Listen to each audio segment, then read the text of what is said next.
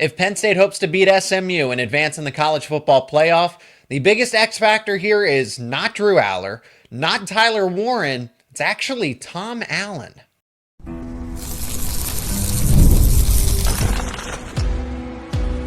You are Locked On Nittany Lions, your daily podcast on the Penn State Nittany Lions.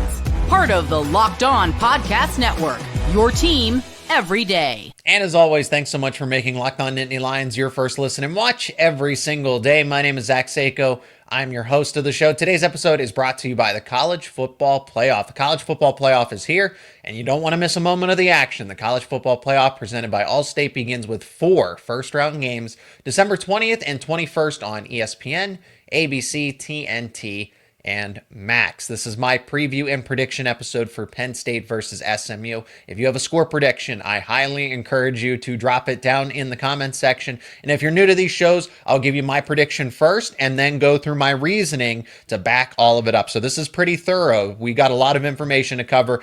I will start with this. Penn State wins against SMU and covers. My final score prediction is 35-21. And the biggest X factor, the biggest key to all of this is defensive coordinator Tom Allen for the Nittany Lions. Based off of recency bias, you're going to probably think that this is crazy, that Tom Allen is no good. Look how he struggled against Oregon. Why are we to think that SMU isn't going to give him the same fits? Tom Allen will be the key factor in this game. May I remind everyone that Oregon is a top 5 offense, objectively. That was a Penn State defense that gave up 45 points to a team that is just that good offensively, and SMU is not that. Now, I like what SMU has to offer, but where Tom Allen is going to be the difference maker here is the X's and O's. That matchup between himself and the offensive coordinator, Casey Woods, and Rhett Lashley, because he's heavily involved in the offense, it's going to go back and forth. Can SMU's offense give enough opportunities to Kevin Jennings, or can Tom Allen take those away? And I think that he can. Different blitzes, coverage schemes, disguises, anything to fluster Kevin Jennings and to take away. I feel like Kevin Jennings' biggest weakness, aside from, we'll talk about the turnovers and everything here, he has big playability, but it's the fact that he gets rid of the football as quick as possible. And if you take away that first read, and if you take away the second read too, then that's when the play starts to break down for SMU. If Tom Allen can get creative, use the Oregon game as a little extra motivation, and then the extra week to prepare for an SMU offense against, frankly, an inexperienced quarterback. This is his first year starting. Jennings is athletic as it gets. He's as athletic as it gets. Big playability, but you can fluster him and force him to make costly mistakes.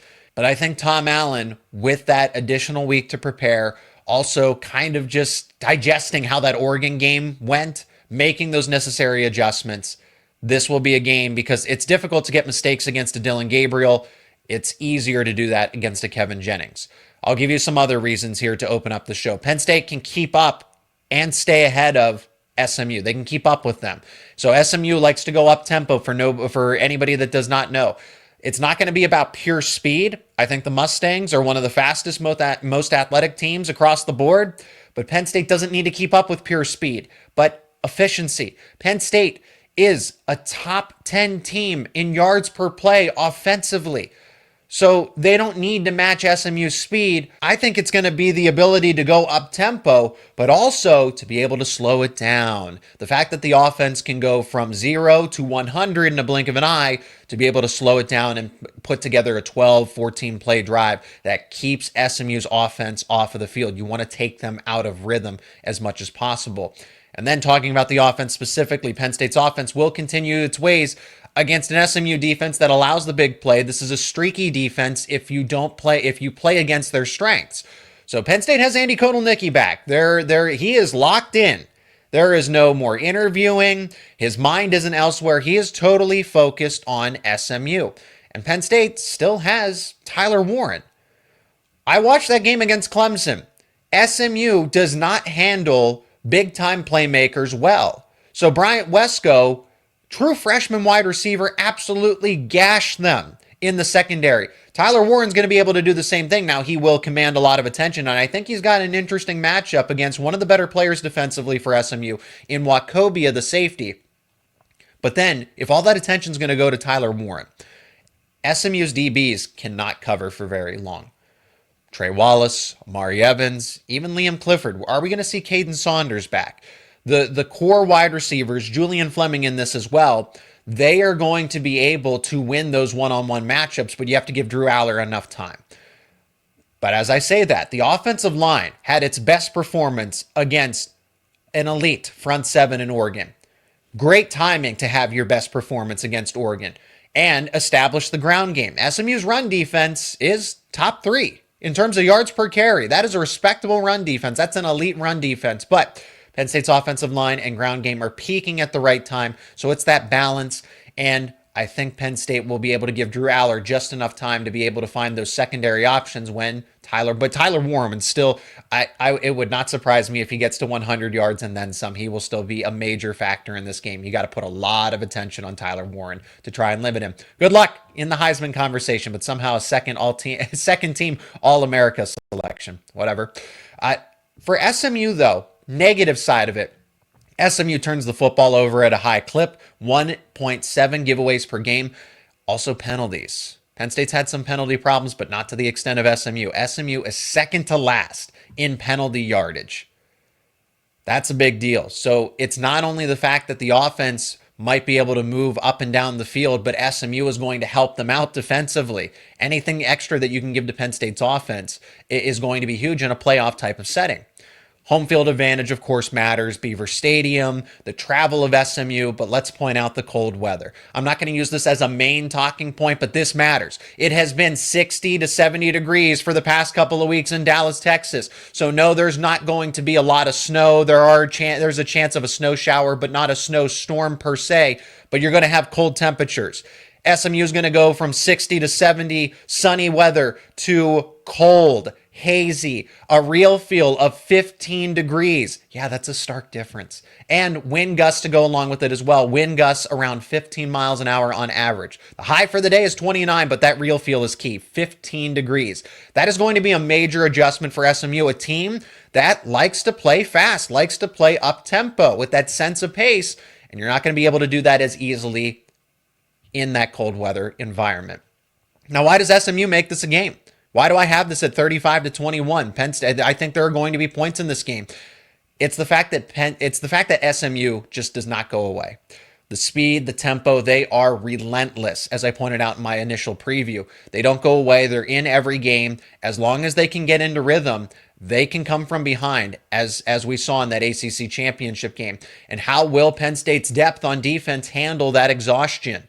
Can you keep up with the pace? Is the depth going to be able to handle that? I looked at Kevin Jennings. Look, I talk about the turnovers and the mistakes, but he is getting better. Those mistakes are being minimized over the course of the season, but you are playing better competition now. 6 turnovers against Duke. I have no idea how they won that game, but Kevin Jennings it feels like he is this all or nothing quarterback, but he can make plays with his legs. He has the arm strength. I would say accuracy is hit or miss here and there, and he can easily get flustered if you put pressure on him, and it's simple enough. Just take away his first couple of reads, and that's when SMU's offense can break down. So it's a simple solution, but easier said than done. Brashard Smith, offensively, running back, do everything. Three down running back, can catch the pass, can block. He's obviously their leading rusher on the season, over 1,000 yards. So it's that 1-2 punch in the ground game that makes this offense so dynamic that you have to account for Jennings' legs, his arms, his ability to ad-lib, and then you add a complete back like Brashard Smith, who will have an NFL career. That's why SMU is never out of a game offensively. Lots of players are involved in the passing attack. Jennings can go here. Jennings can go there. He's got a bunch of different wide receivers that Penn State is going to have to account for. Penn State is also still not tackling well. So I mentioned the athleticism, the elusiveness of these players, the speed. If you're not tackling well, you're going to miss a lot of tackles in this game if you're Penn State and you don't stay disciplined. I already mentioned SMU's run defense being top 3. That is going to keep them in any game.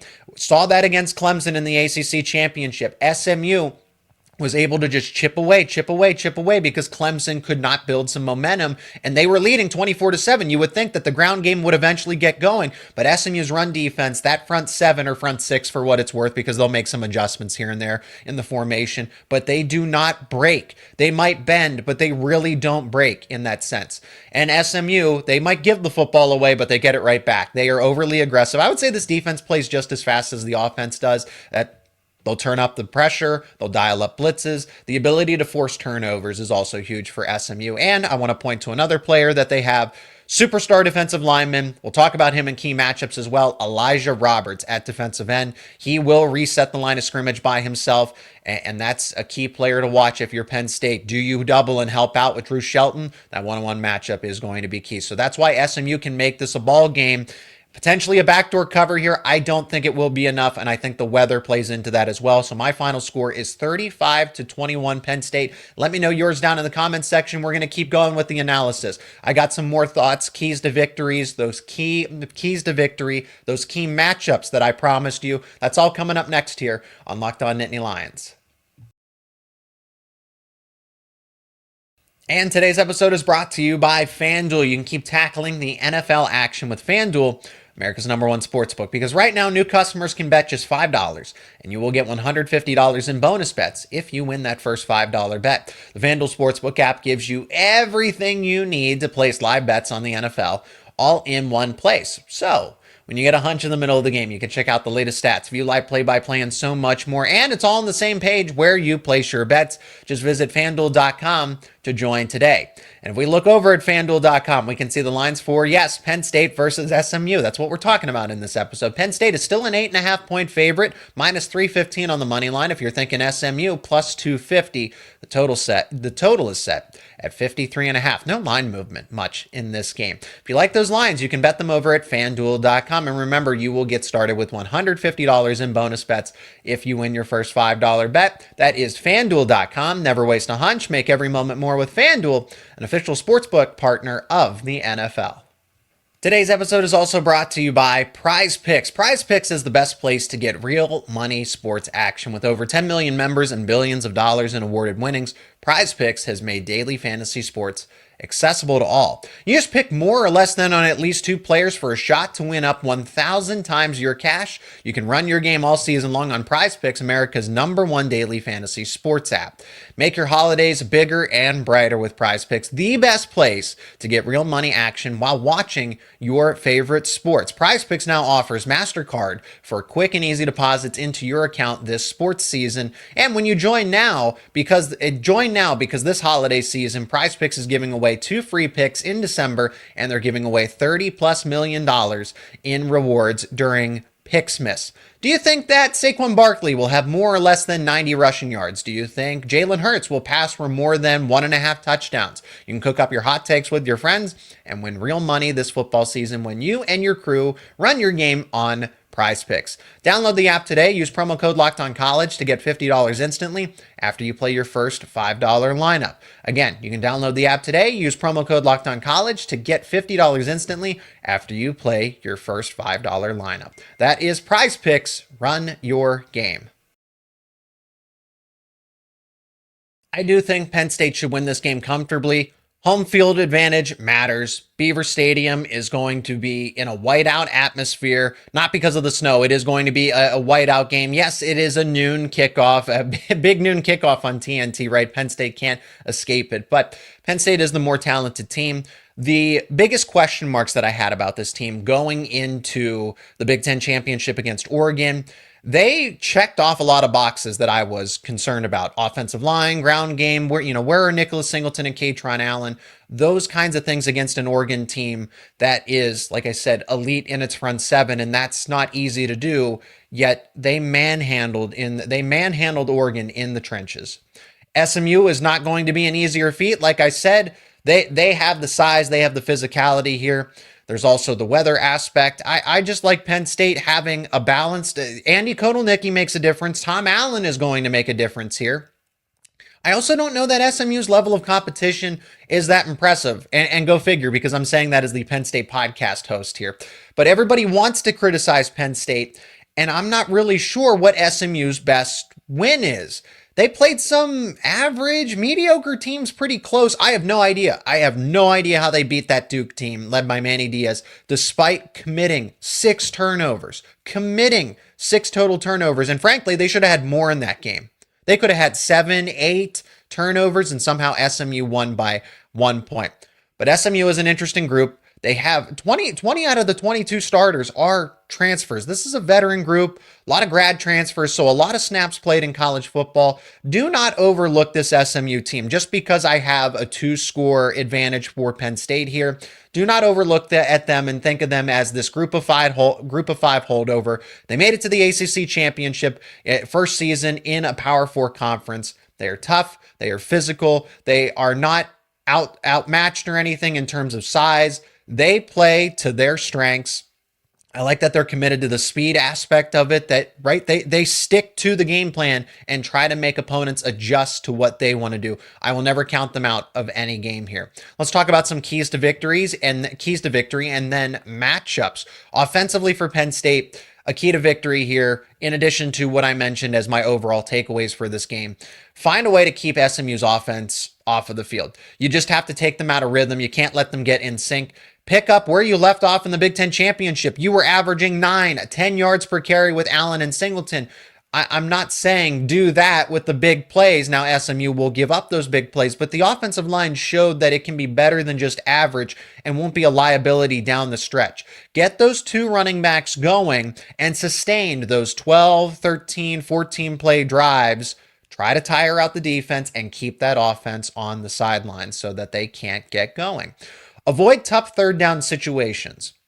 One of SMU's strengths is third down defense. They are top 15 in third down conversion percentage. That front 7 is solid. They will draw up some exotic blitzes there to get after the quarterback. Pass production comes from anywhere.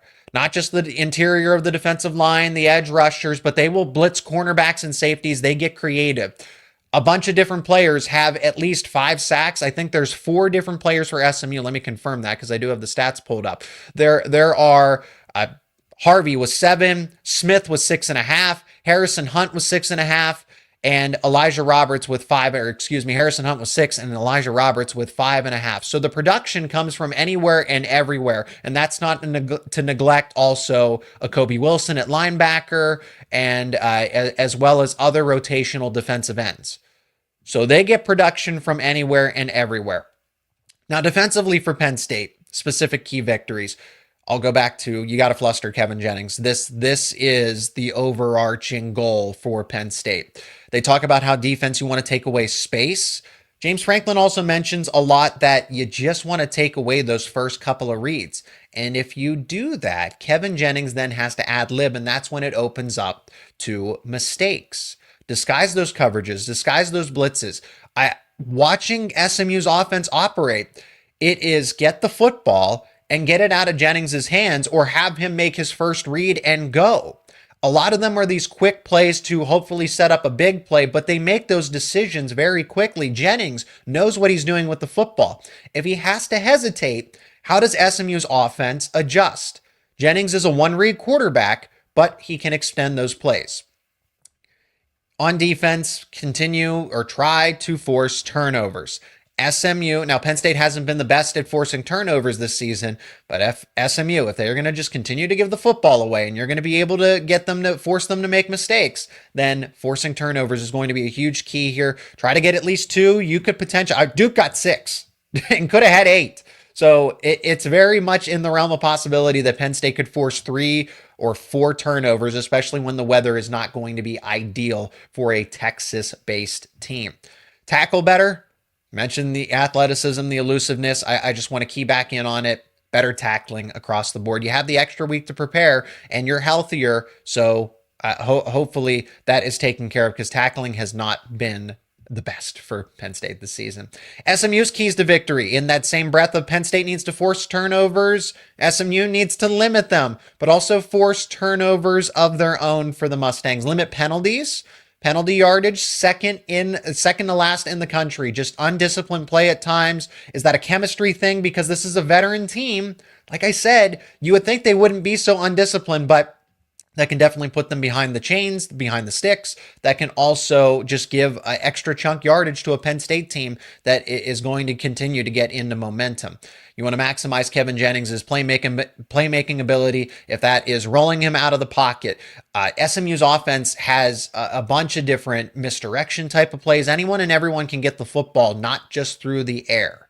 So if that means that, okay, we're going to create some misdirection, some screenplays, anything that helps Kevin Jennings out, maximize his playmaking ability. Stick to your plan, go up tempo, put the pressure on Penn State, focus on stopping the run, everything that aligns with your game plan. I think this is a winning game plan for SMU. If Penn State can keep SMU's offense on the sideline, it will be a long day for the Mustangs because they won't be able to get into rhythm. And then there's that weather element of it too. Let's talk about some of these key matchups, players to watch. Tyler Warren versus Isaiah Wacobia. I'm excited for that one. And reading up on Wacobia, wearing the number 23, he was the AAC defensive player, or the MVP, I should say, in the AAC championship game a season ago. So, and he's graded out very well by Pro Football Focus. It's not going to be an easy matchup for Tyler Warren. Now, Warren, to an extent to this point, has been matchup-less, but I just want to see, okay, this is better competition from the safety spot for the Mustangs. Penn State's wide receivers versus SMU's cornerbacks. If there's any weakness on SMU's defense, it's going to be the cornerbacks. They do not cover for very long because they don't have to. With the run defense, the front seven, the front half of the defense anyway, like I said, they switch up fronts. SMU's defense allows the cornerbacks just to cover for a split second and then they're finished. But what happens when that extra half second, that extra second, and Drew Aller's going to be able to go through his reads, Trey Wallace can get open. It's not that these Penn State wide receivers can't get open. They just need a little more time to do that. So Penn State's offensive line versus SMU's defensive line is also going to be a key matchup. Let's flip it to the other side of it in the trenches. Abdul Carter specifically versus Savion Byrd. If I'm looking at SMU's depth chart and across the board, the starting offensive line for SMU is solid, one of the better ones in the country. But there is a weakness, and it is that blind side left tackle. Abdul Carter seems motivated for the lack of awards that he definitely got some recognition, but should have won some additional postseason awards that he didn't, and he's clearly expressed his frustration. He's going to turn that into additional motivation, and this matchup favors him. Tom Allen's also going to get creative with Abdul Carter too, to cause more pressure and havoc defensively. In that same breath, I talk about Abdul Carter versus Savion Byrd. How about Elijah Roberts versus Drew Shelton again? Here we are. I think Drew Shelton might struggle at times. Elijah Roberts is grading out. I think he's the sixth best defensive edge defender. He's actually the ninth best, or the sixth best edge defender. If I can get that right. Sixth best edge defender according to Pro Football Focus. So the matchup is not going to be favorable for Shelton. Abdul Carter's an X factor for Penn State. So is the counterpart for SMU, Elijah Roberts. Penn State safeties versus Kevin Jennings. I'm talking about turnovers. That's going to come in the form of fumbles. What about interceptions as well? It will be up to Jalen Reed and Zach Wheatley, the guys that have forced a lot of the turnovers for Penn State this season, to step up. And Zach Wheatley, especially as that former turnover king in camp battles and everything else. And then we finally bring it home to Tom Allen versus Rhett Lashley and Casey Woods. Already mentioned it earlier. Also intrigued to see how Tony Rojas adapts here. A lot of responsibility. I think just Tony Rojas is a player to watch for. This is a player spotlight because athletically he can keep up with Jennings, but he clearly has had those growing pains as a sophomore player, so a second-year player. So is Rojas going to be used as a spy? Is he going to have a better game? If he has a good game against SMU, that can be a huge difference maker for the Nittany Lions. We'll wrap it up with some more X's and O's, talk about game plans, how Penn State and SMU will operate specifically, game info, and injured players to know about heading into this game. We'll talk about it more on the other side of this break.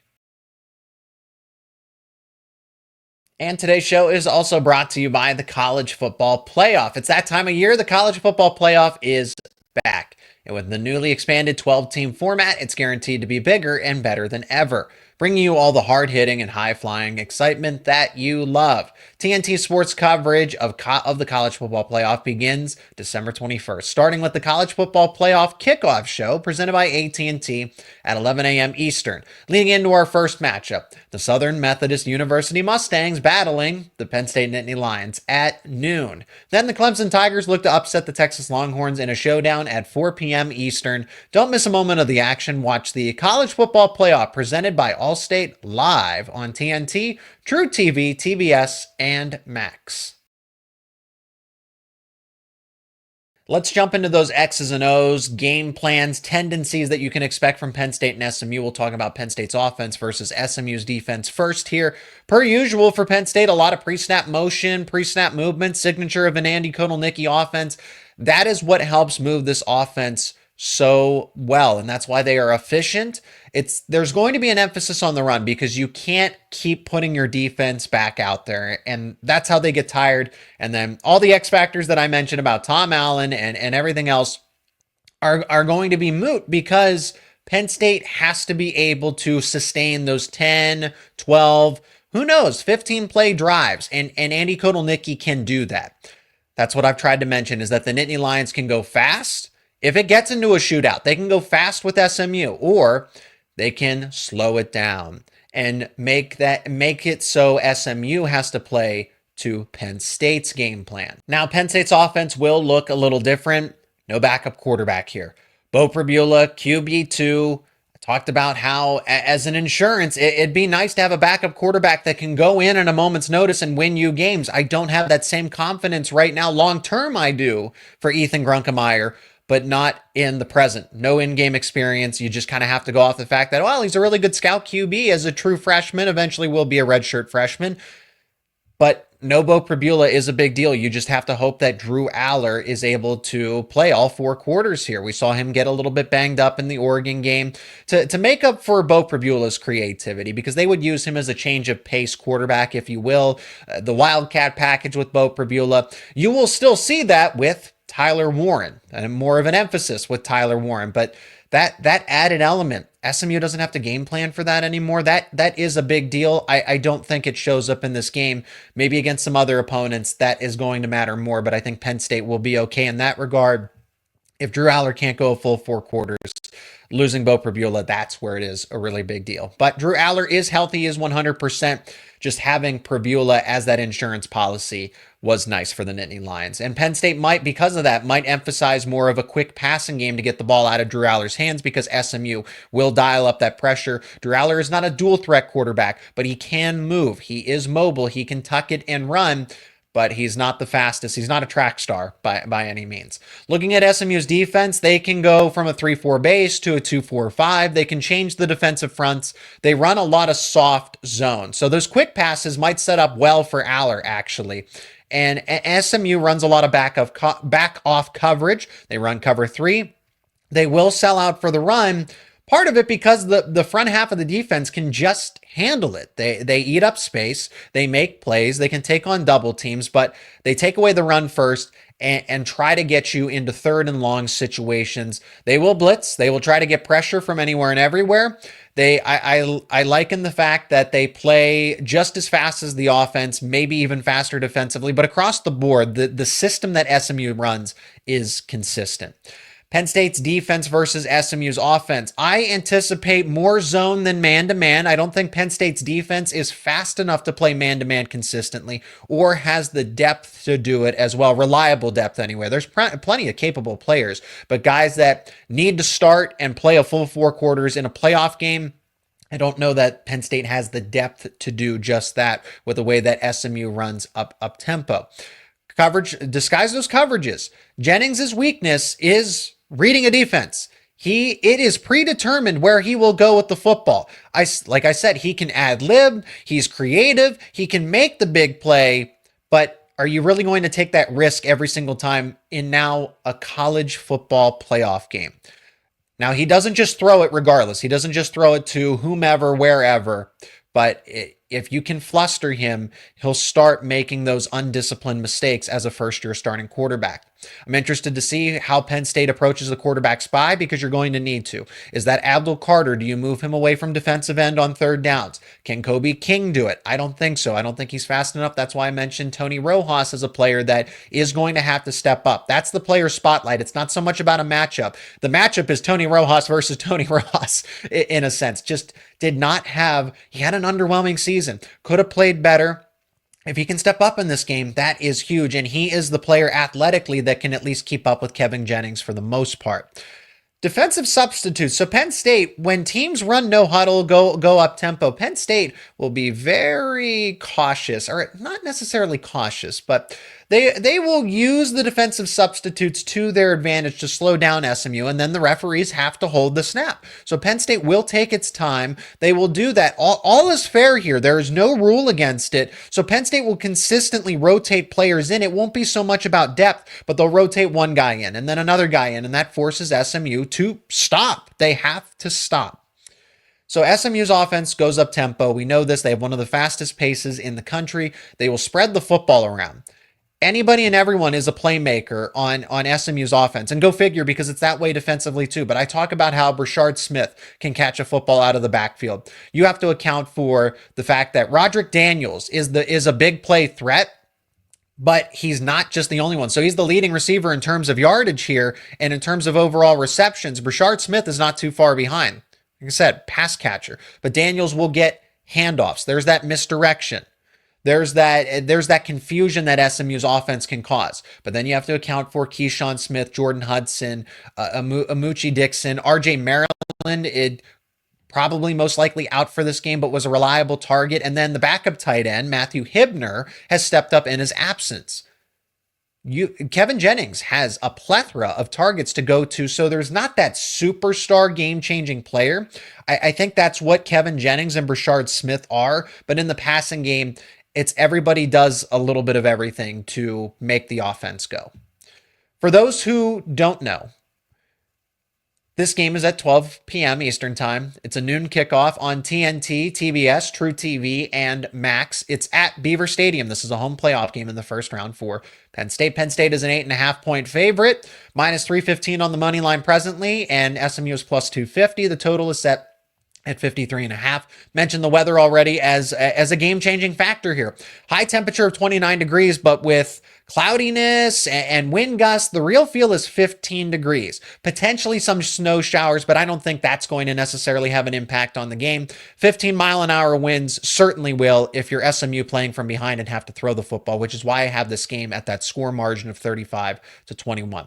Penn State is 1-0 historically versus SMU. For what it is worth, 1978, number 3 Penn State, under the direction of Joe Paterno, beat an unranked SMU team, but it was close. It was close, 26-21 in Beaver Stadium.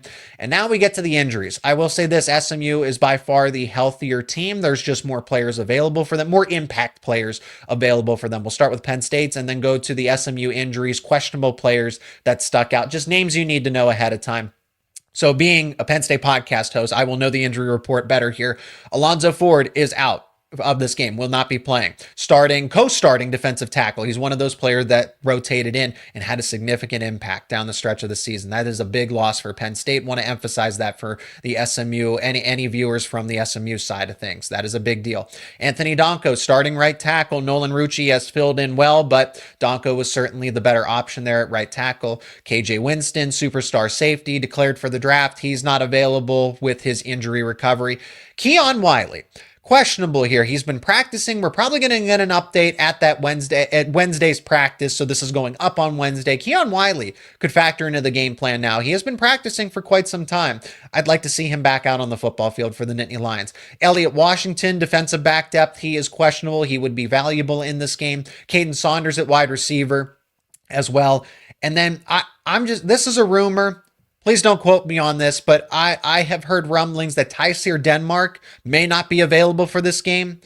Injury related. He is questionable. It's that stings going into a playoff game because I think he has a lot of potential and depending on the right situation could be a factor if you can get him the football. Tight end Andrew Rapplier will not be available for this game. Most likely defensive end Zariah Fisher and running back Cam Wallace as well. So your questionable players in this game are Keon Wiley, Elliott Washington, Caden Saunders, and Tyser Denmark. Everybody else that I mentioned is going to be, it is safe to say that they will be out. For SMU, the three players that stuck out were RJ Maryland, tight end, was one of the more, and with the stats that he had with now missing as much time as he has, he was a factor in the offense in the passing game. Wide receiver Jake Bailey as well. Since there's just such an even distribution across the board, I can't say whether he was the number 1 wide receiver or the number 4. Everybody gets involved in the passing game. And then cornerback AJ Davis for the Mustangs as well. That is where we will finish it. Thank you so much for checking out this preview episode, my preview and prediction episode for Penn State versus SMU. If you're going to the game, let me know in the comments section. If you have a score prediction, if you don't like mine, let me know down in the comments section. Be a part of the conversation. Please leave a like on this episode. Share it with friends and family. And if you're not already, become an everydayer. Subscribe to Locked On Nittany Lions on YouTube and wherever you get your podcasts for the latest conversations around your favorite Penn State sports teams. And one final time, thank you so much for making Locked On Nittany Lions your first listen and watch every single day. For your second listen and watch, check out Locked On Big Ten with host Craig Sheeman. Craig puts the Big Ten first, and as we saw with all of this playoff discourse, not a lot of people do. So if you like the Big Ten Conference, and you should, check out Locked On Big Ten, hosted by Craig Sheeman. It's available on YouTube and wherever you get your podcasts, and it's part of the Locked On Podcast Network, your team every day.